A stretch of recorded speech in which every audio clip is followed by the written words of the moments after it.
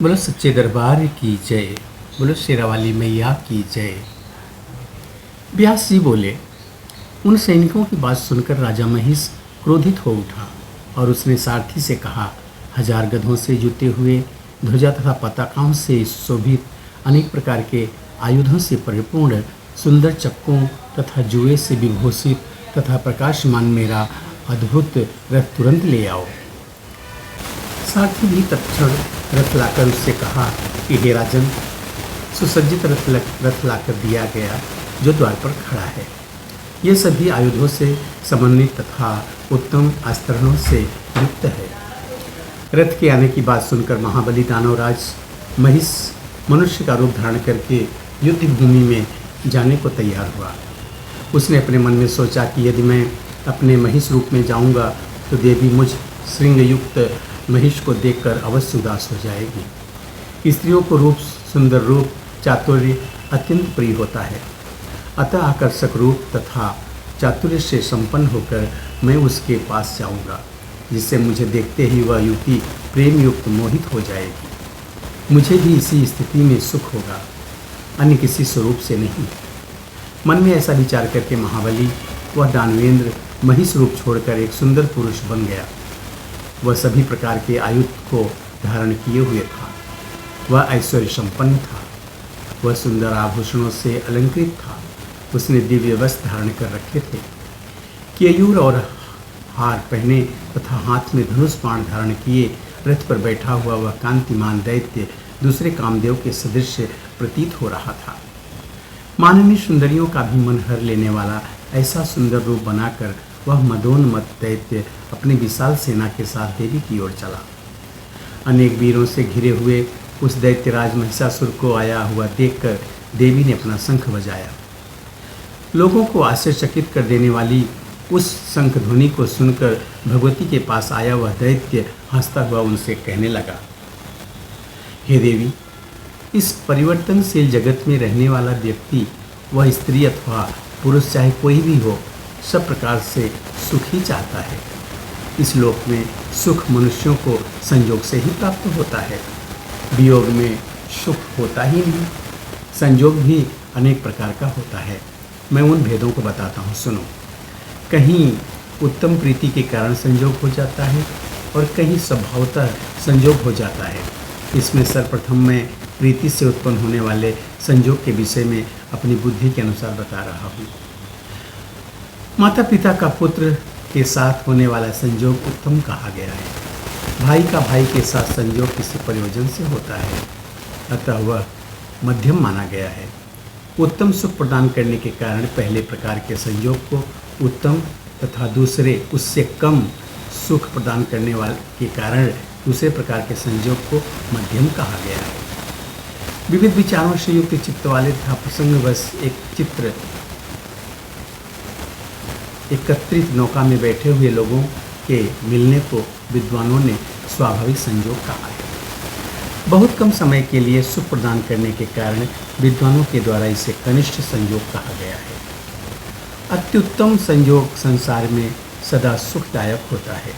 एकांते समान अवस्था वाले स्त्री पुरुष का जो संयोग है वही अत्युत्तम कहा गया है। अत्युत्तम सुख प्रदान करने के कारण ही उसे उस प्रकार का संयोग कहा गया है।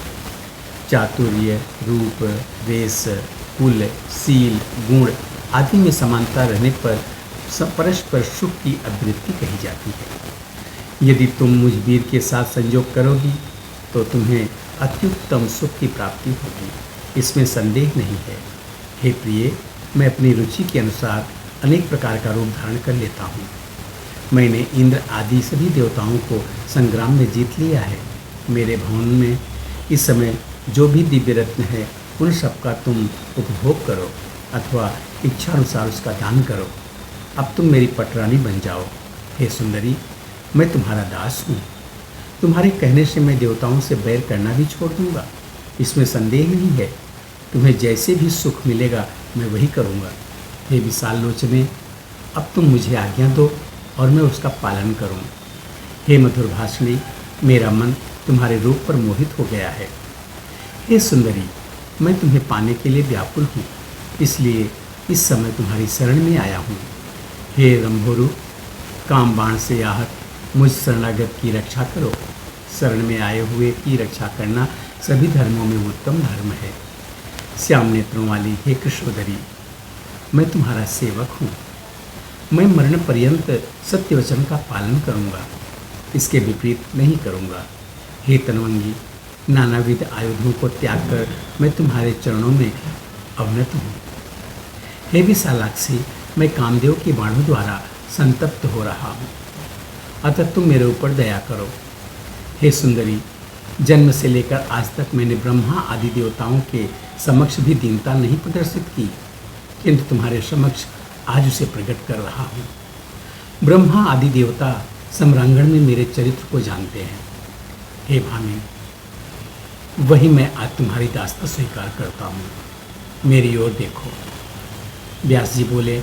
ऐसा कहते हुए उस दैत्य महिषासुर ने हंसकर अनुपम सौंदर्यमयी भगवती मुस्कान के साथ यह वचन कहने लगी। देवी बोली, मैं परम पुरुष के अतिरिक्त अन्य किसी पुरुष को नहीं चाहती।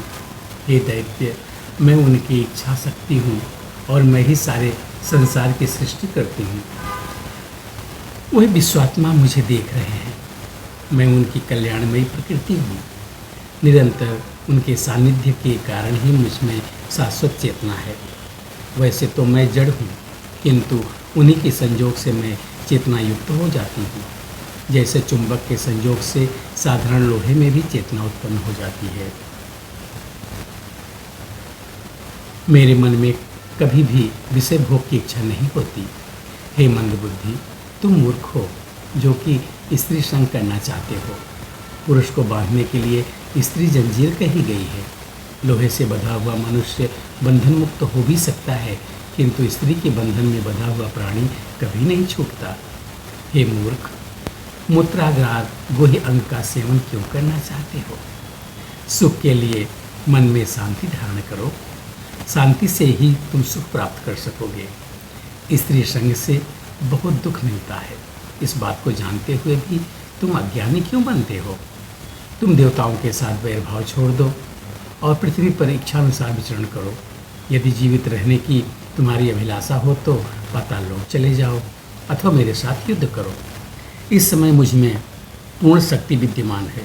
हे दानव, सभी देवताओं ने तुम्हारा नाश करने के लिए मुझे यहाँ भेजा है। मैं तुमसे यह सत्य कह रही हूँ। तुमने वाणी द्वारा सौहार्दपूर्ण भाव प्रदर्शित किया है, अतः मैं तुम्हारे ऊपर प्रसन्न हूँ। अब तुम जीवित रहते ही सुखपूर्वक यहाँ से चले जाओ। केवल 7 पग साथ चलने पर ही सज्जनों में मैत्री हो जाती है। इसी कारण मैं तुम्हें जीवित छोड़ दे रही हूँ। हे वीर, यदि मरने की ही इच्छा हो तो तुम मेरे साथ आनंद से युद्ध कर सकते हो। हे महाबाहो, मैं तुम्हें युद्ध में मार डालूंगी, इसमें संशय नहीं है। व्यास जी बोले। भगवती का यह वचन सुनकर काम से मोहित दानव पुनः मधुर वाणी में मीठी बातें करने लगा। बोला, हे सुंदरी, हे सुमुखी, कोमल सुंदर अंगों वाली तथा पुरुषों को मोह लेने वाली तुझ युवती के ऊपर प्रहार करने में मुझे भय लगता है। हे कमल लोचने, विष्णु, शिव आदि बड़े बड़े देवताओं और सब लोकपालों पर विजय प्राप्त करके क्या अब तुम्हारे साथ मेरा युद्ध करना उचित होगा? हे सुंदर अंगों वाली, यदि तुम्हारी इच्छा हो तो मेरे साथ विवाह कर लो और मेरा सेवन करो, अन्यथा तुम जहाँ से आई हो उसी देश में इच्छा अनुसार चली जाओ। मैं तुम्हारे साथ मित्रता कर चुका हूँ, इसलिए तुम पर प्रहार नहीं करूँगा।